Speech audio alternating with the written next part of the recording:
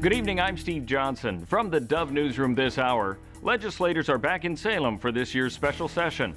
The month-long session is expected by some to focus primarily on the state budget, now $300 million less than was projected by some last summer. A close split between Democrats and Republicans also seems to have forced a dialogue between both parties, which might result in a more productive session. Just by nature, people have to get along, and what that does is it takes the issues that are far on one side or far on the other and just says essentially that they're not going to happen, and gets down to good governance. It's not to say that there won't be bills that are introduced from both sides that people believe passionately about, but they know they're not going to be able to get them through.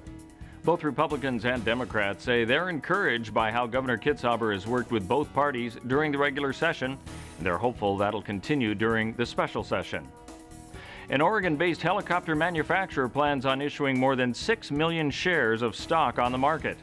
2 months after laying off 117 workers in a staff restructuring at its Central Point plant in November, Erickson Air-Crane plans on issuing the stock and paying off up to $67 million in credit and other debts. Stock for the helicopter building company could range between $13 to $15 per share.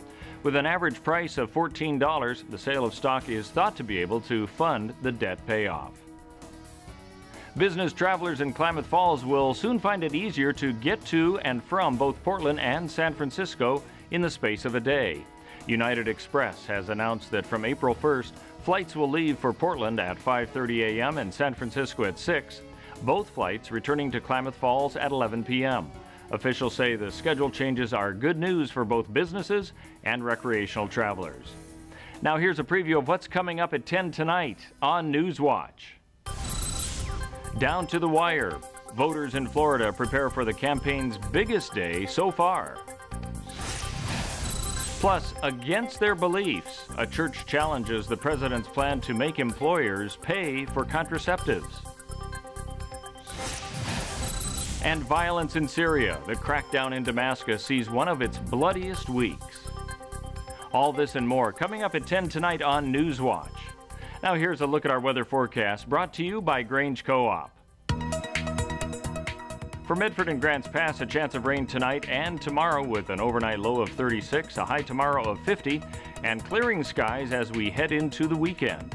For Klamath Falls, we can expect a chance of snow flurries tonight with a low near freezing, a high tomorrow of 42 and clearing skies as well on the weekend, sunny with a high of 46 on Friday, 47 on Saturday. I'll be back later with another news update, and join us for Newswatch tonight at 10.